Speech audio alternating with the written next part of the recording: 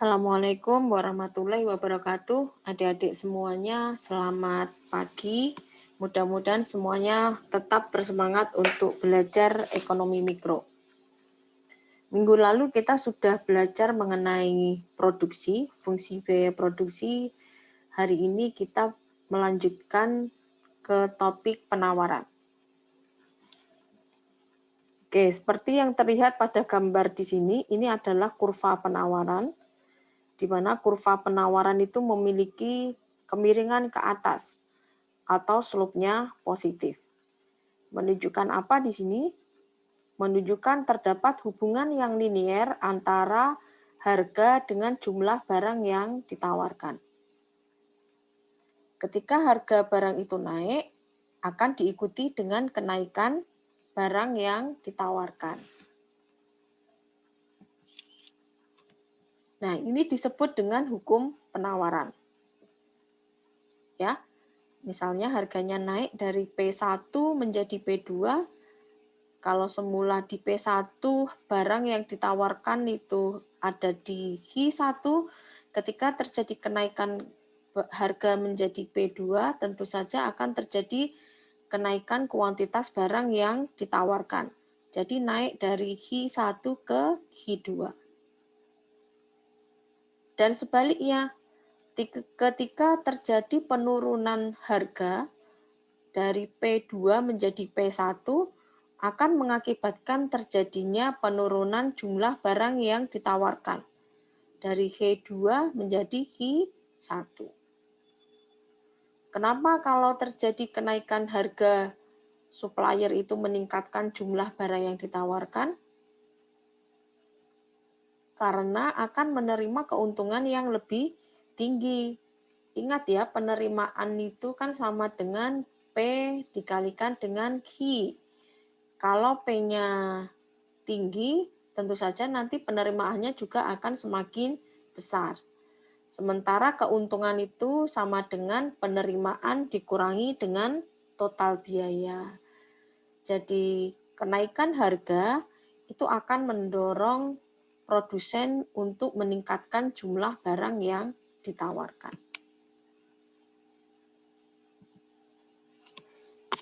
Oke, jadi ketika harga naik, maka penawaran juga akan naik. Ketika harga turun, maka jumlah barang yang ditawarkan juga akan turun. Hukum penawaran ini berlaku ketika kondisi faktor-faktor yang lain dalam kondisi tetap atau sering disebut sebagai ceteris paribus.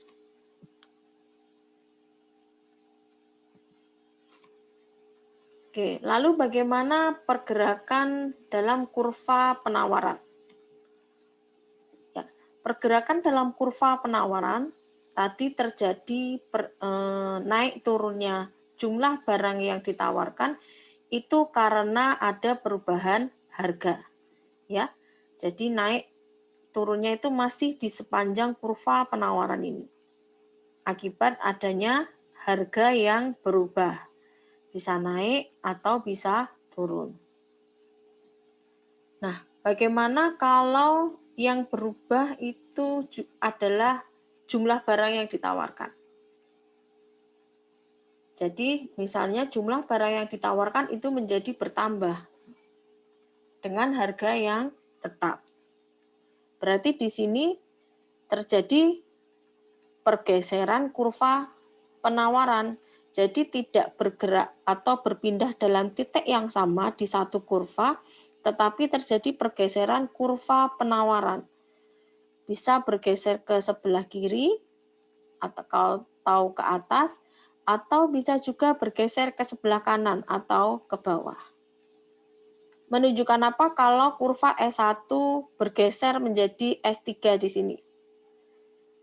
Berarti menunjukkan bahwa terdapat jumlah barang yang ditawarkan itu menjadi bertambah.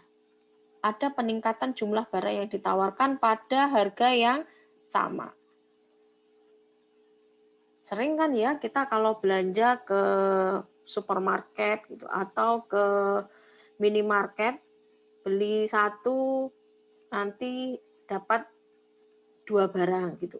Jadi misalnya kita beli suatu barang harganya 10.000. Kemudian dengan harga 10.000 itu ketika produsen memberikan diskon atau sedang promosi, harga 10.000 yang semula mendapatkan satu produk, kita dapat 2. Sering ini ya, Dek, ada Dek kalau belanja ke minimarket gitu, barang-barang yang sedang promo, beli 1, dapat 2. Nah, itu menyebabkan pergeseran kurva penawaran.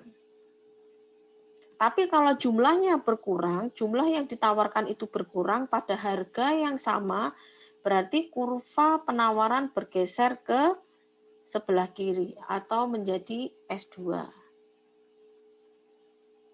Ini namanya pergeseran kurva penawaran. Oke. Kemudian fungsi penawaran itu mempunyai bentuk seperti ini, yang menunjukkan bahwa penawaran itu dipengaruhi oleh beberapa faktor. Bisa faktor harga barang tersebut, harga barang itu sendiri, kemudian harga barang terkait. Harga barang terkait itu bisa hubungan dengan barang itu substitusi atau hubungannya komplementer. Kemudian bisa juga karena pengaruh teknologi atau pengaruh tingkat suku bunga, pengaruh kondisi perekonomian, itu bisa mempengaruhi fungsi penawaran. Nah, biasanya fungsi penawaran itu akan dikaitkan dengan fungsi produksi.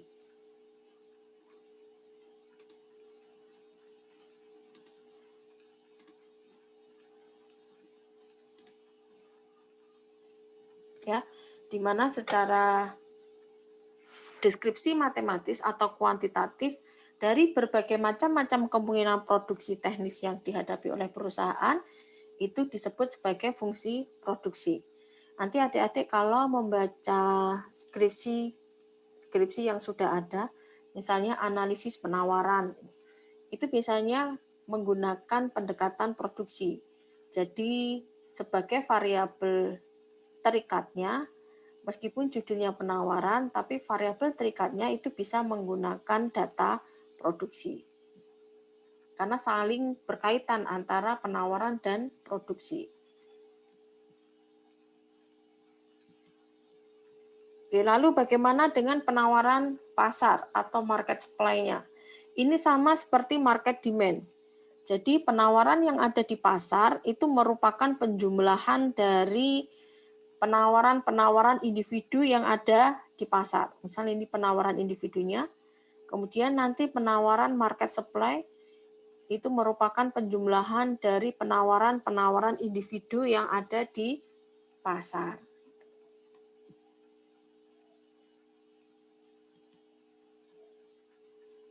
Oke, ada elastisitas permintaan, tentu saja akan ada elastisitas penawaran.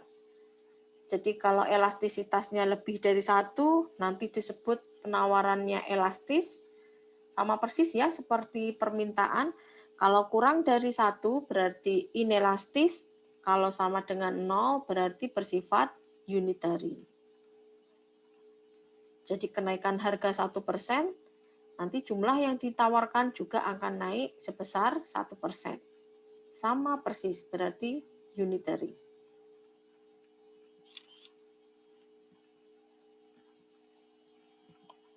Kemudian bagaimana keseimbangan pasar? Kita flashback lagi. Keseimbangan pasar merupakan pertemuan antara permintaan, kurva permintaan dengan kurva penawaran. Di mana pada titik pertemuan ini tercapai harga equilibrium, harga keseimbangan, dan juga jumlah barang pada kondisi seimbang. Oke, demikian teori penawaran pada hari ini. Selanjutnya kita lanjutkan di Spada dan WA Group. Terima kasih atas perhatiannya. Wassalamualaikum warahmatullahi wabarakatuh.